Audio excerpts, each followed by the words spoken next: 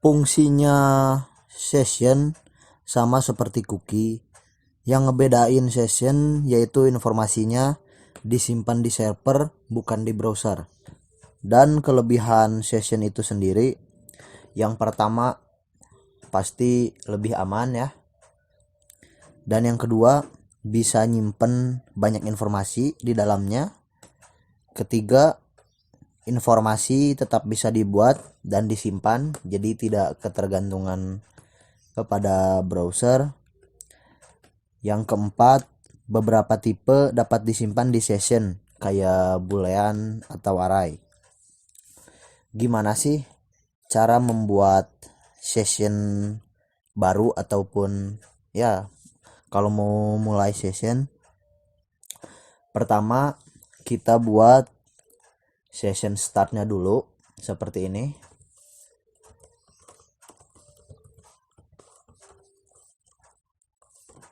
Nah, ini untuk memulai menggunakan fungsi session itu sendiri.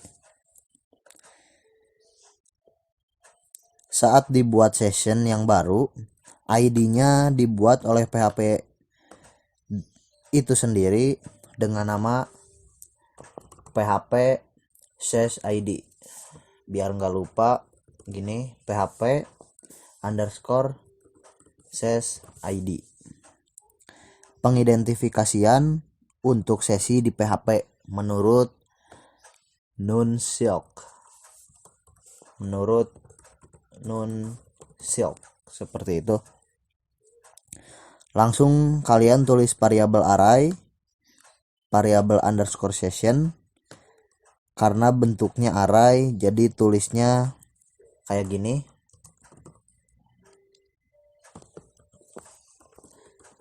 Variabel session sama dengan array, karena array jadi ada string, ada integer, seperti itu. Contoh aja Andre. Nah, penulisannya seperti ini. Adapun untuk integer itu sendiri seperti ini. Nah, gini. Tapi yang kalian harus diingat itu, indeks di variabel array harus manfaatin string kayak nama ataupun usia. Pada saat nilai dimasukkan ke dalam variabel session, PHP akan membuat file sementara di dalam server. Seperti itu. Jadi contohnya kayak gini. Variabel underscore session. Nah, di dalam indeksnya harus menggunakan petik 1 ataupun petik 2. Karena itu kan array. Contoh gini, kayak gini.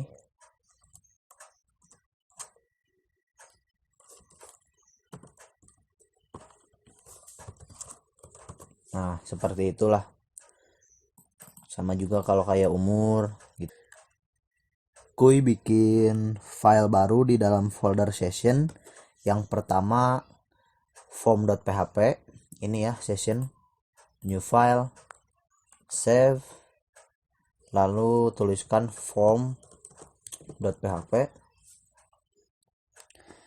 Digunakan untuk mendesain form kayak biasa, ada text box dan juga button. Yang kedua yaitu form underscore session.php. Jadi new file, lalu save, form underscore session.php.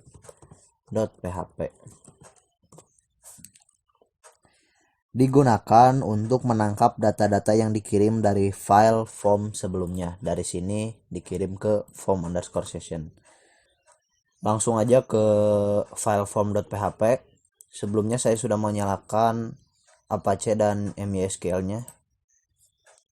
Buat script HTML dan kasih judulnya belajar session. Yang di dalam bodinya seperti biasa ada H1. Yang mau dicoba itu nama dan juga email. Masukkan nama dan email Anda seperti ini. Lalu di bawah H1-nya buka form. Di dalamnya menggunakan atribut aksi dan juga metodenya post. Aksinya kemana? Ke form underscore session.php. Di dalam form ada tag inputan, atau enggak kita kasih label dulu lah, label nama, dan juga di sini kasih tag inputannya, tipenya teks, name-nya nama, kasih BR biar ke bawah, lalu label lagi untuk email, dan inputan lagi, tipenya email, name-nya juga email seperti biasa. BR lagi kita bikin untuk buttonnya menggunakan tag input tipe submit, name-nya tidak usah, kita kasih value aja, value kirim, lalu save, lihat di browsernya.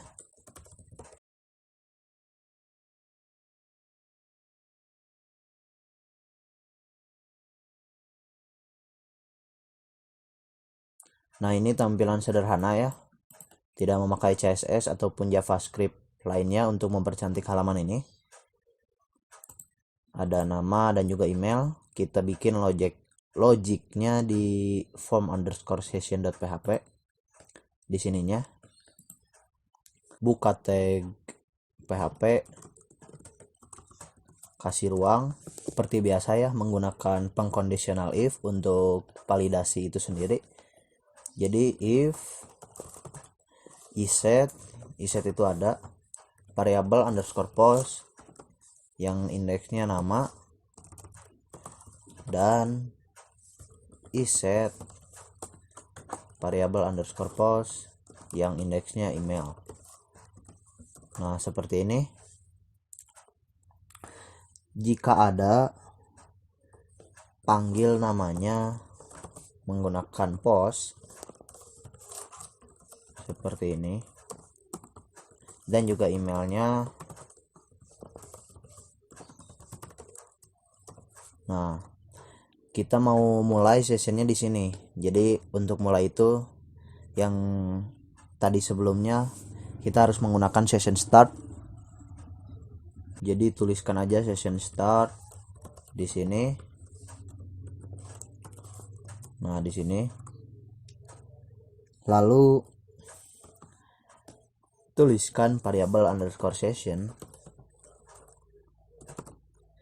yang di indeksnya bikin sendiri aja, nama underscore user sama dengan variabel nama. Variabel nama ini kita ngambil dari sini, cuman kalau indeks yang di dalam sessionnya itu kita bikin sendiri biar diingatnya gampang. Lakukan ke email juga, variabel underscore session email underscore user sama dengan variabel email. Nah, jika gagal tidak mengakses form nama dan juga email, kita alihkan ke form itu sendiri. Jadi tidak boleh masuk, menggunakan header aja, header location,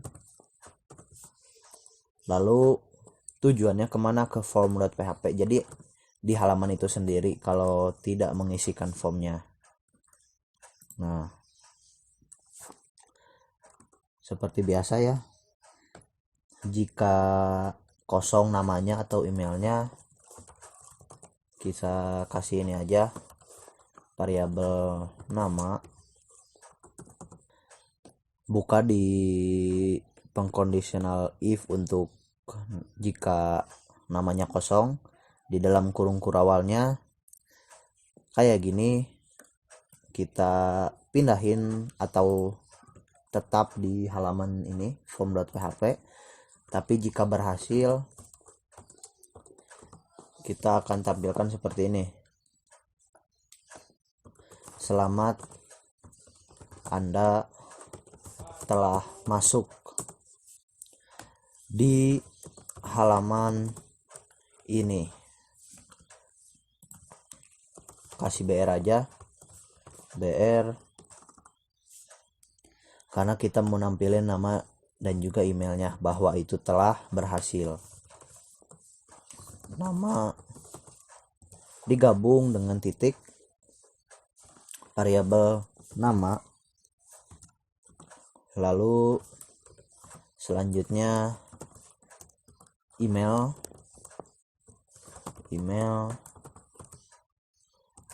digabung juga dengan titik, variabel email. Save, lihat hasilnya di web browser, refresh, kita masukkan nama Andre dan juga emailnya andre@gmail.com, lalu pencet kirim. Nah, selamat, Anda telah masuk di halaman ini menggunakan session itu sendiri. Jadi kalian mau di modifikasi seperti apa sessionnya itu terserah kalian. Kalau saya itu waktu menggunakan session itu untuk membuat keranjang belanja, login, dan masih banyak lagi. Gimana sih cara ngehapus session? Misalnya user itu logout ataupun ngehapus belanjaannya dari keranjang. Saya sudah membuat file baru di dalam folder sessionnya, yaitu destroy.php. Yang pertama, pakai dulu session mulainya atau session start seperti ini, session_start. Nah, terus kosongkan atau reset variabel sessionnya pakai variabel _session array seperti ini. Terakhir, pakai fungsi session_destroy untuk ngehapus atau ngancurin sessionnya. Kayak gini, session_destroy. Nah, ini sebenarnya sudah menghapus session itu sendiri menggunakan session start untuk mulainya, lalu kosongkan atau reset sessionnya, dan juga hancurkan sessionnya. Kalau kita mau dipindahin lokasinya kemana, kita tinggal tambahin di sini header location, misalnya login.php. Nah, kayak gini. Jadi dipencet button logoutnya, lalu si halaman ini langsung pindah ke halaman login.php seperti itu.